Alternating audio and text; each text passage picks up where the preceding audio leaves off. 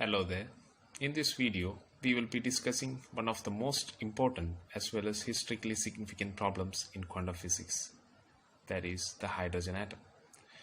See, this is a three-dimensional problem, unlike the two-dimensional problems that we have been discussing like linear harmonic oscillator and particle and square well potential.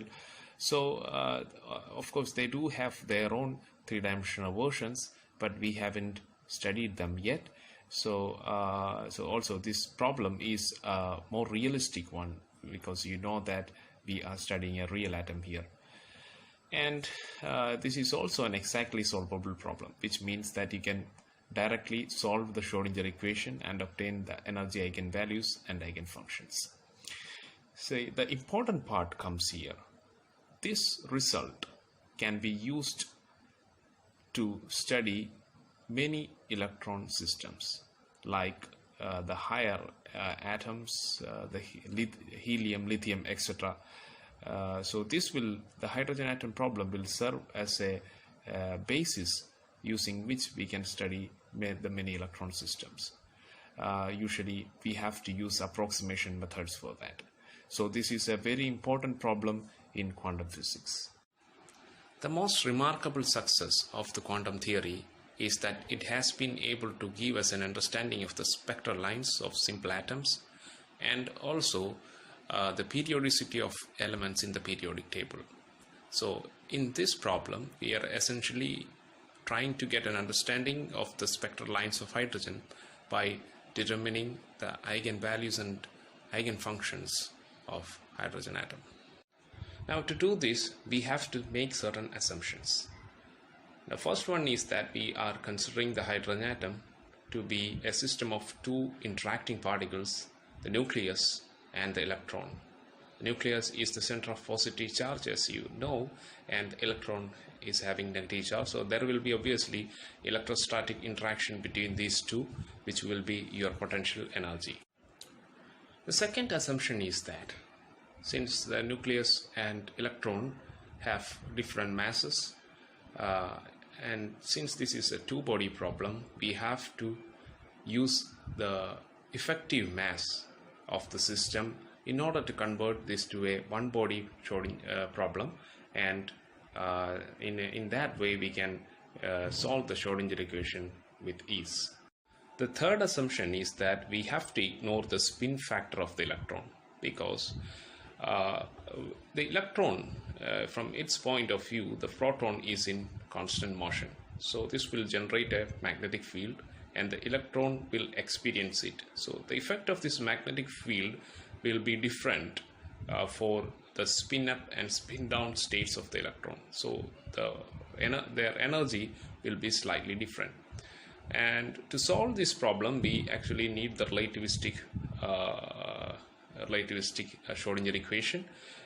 So for the sake of simplicity, here we are assuming that the electron is spinless, so that the total angular momentum is conserved.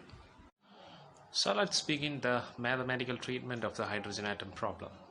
Here is a representative diagram of the electron moving around fixed orbit around a nucleus, which is of positive charge and mass m1, and electron has a mass m2. So as we have discussed earlier, if this two-body problem has to be reduced to a one-body problem, then we have to introduce the reduced mass or the effective mass instead of treating the problem with m1 and m2.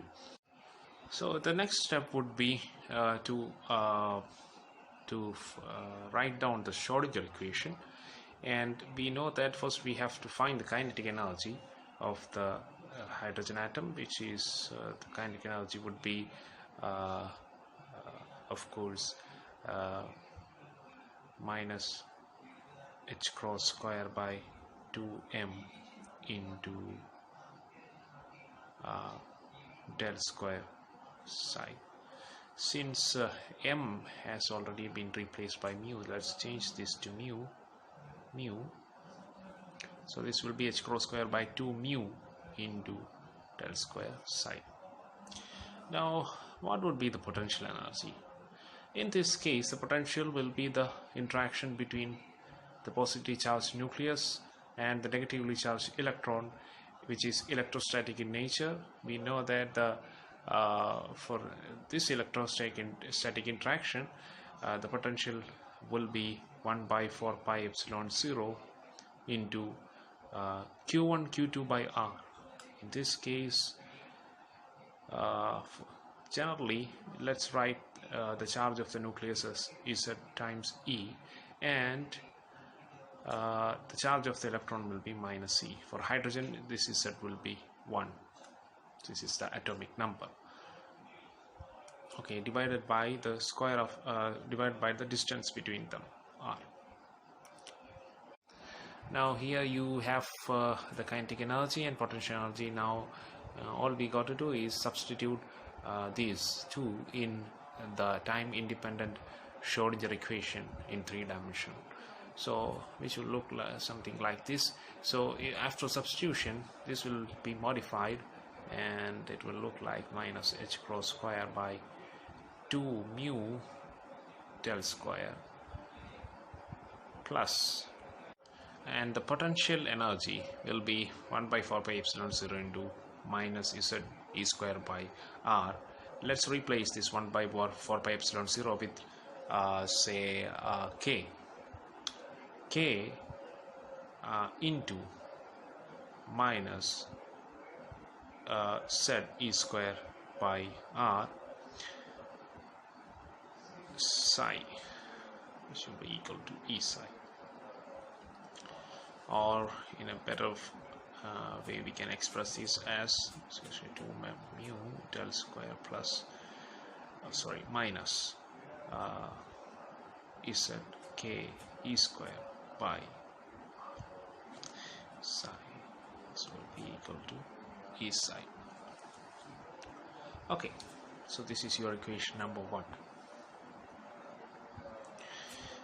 Now if you carefully note, your potential depends only on the distance between the nucleus and the electron.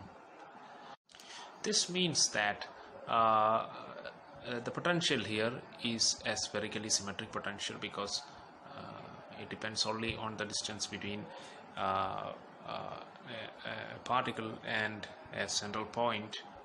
So we have to use spherical polar coordinates, and we have to express the Schrodinger equation in spherical polar coordinates. So that's what we are going to do next. What you see here is the spherical polar coordinates, and you know that there is a coordinate system for 3D space where the position of a point is specified by 3 variables. They are r, theta and phi. So r is the radial distance of the point. This is the point from the fixed origin. This point is your origin, and there is a polar angle theta between this r and a fixed zenith direction, that is between z and r. Okay, then you have the azimuth angle here, which is the angle of the orthogonal projection of this r on a reference plane. The reference plane is xy plane here. So the angle here is the azimuth angle. So 3 variables here are required to explain the state of the or explain a point in spherical polar coordinates. Here r should always be greater than 0, and theta will be between 0 and pi. We can have a minimum value of 0 and a maximum value of pi. So theta will be varying in this direction. Okay, so it will be moving from here to here. so that the total angle, maximum angle will be uh, 180, and the minimum angle will be when this R is parallel or it touches the overlaps with the zenith. And phi, the azimuth angle, phi will be varying from phi will be varying from 0 to 2 pi, which means that it can rotate along this plane, it can change like this. So the total angle will be 360. This can move along the entire xy plane. The relationship between the Cartesian coordinates and the spherical polar coordinates will be like this: r equals r sine theta cos phi, y equals r sine theta sine phi, and z equals r cos theta.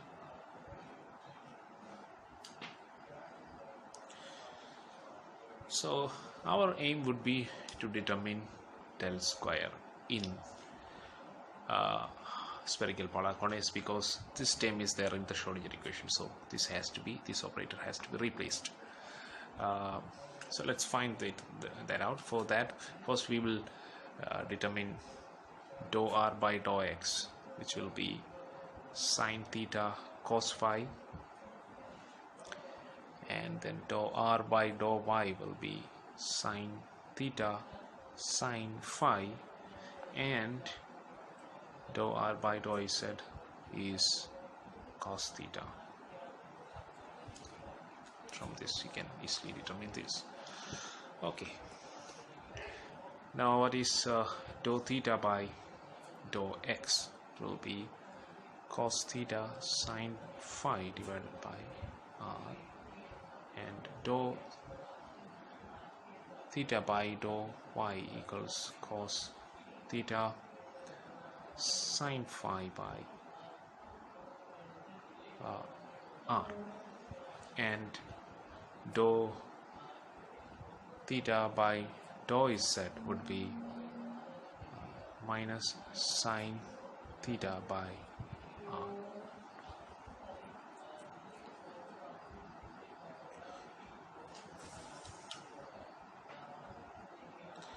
Now we have to also determine dou phi by dou x, dou phi by dou y, and dou phi by dou z. So dou phi by dou x is minus sine phi divided by r sine theta, and dou phi by dou y would be cos phi by r sine theta, and dou phi by dou z would be 0. Next we will have to find dou psi by dou x, and this will be dou psi by dou r into dou r by dou x plus dou psi by dou theta into dou theta by dou x, so plus dou psi by dou phi into dou phi by dou x. You know, you have already calculated dou r by dou x, dou theta by dou x, and dou phi by dou x. You can directly substitute those in this equation to obtain sine theta cos phi dou psi by dou r plus cos theta cos phi by r dou psi by dou theta minus sine phi by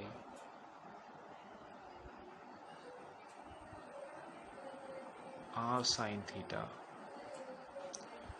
dou psi by dou phi. So This is the equation. This is your dou psi by dou x.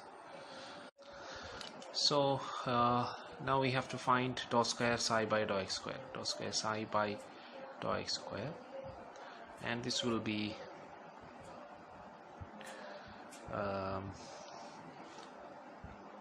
bit of mathematics to do here. Dou by dou x of dou psi by dou x, we know that, and this will be sine theta cos phi into dou by dou r plus cos theta cos phi by r into dou psi by dou theta minus sin phi by r sin theta into dou psi by dou phi. I'm sorry, I have to remove this psi here.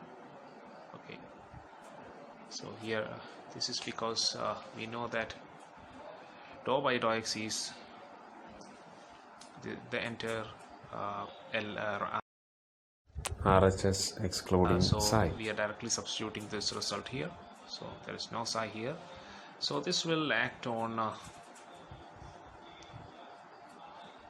again dou psi by dou x. So this will be sin theta cos phi dou psi by dou r.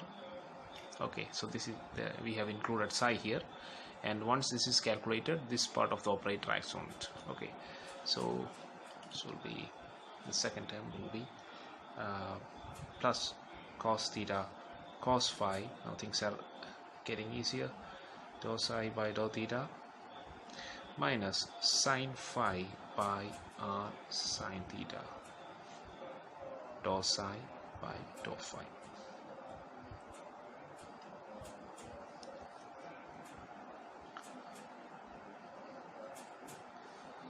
Okay,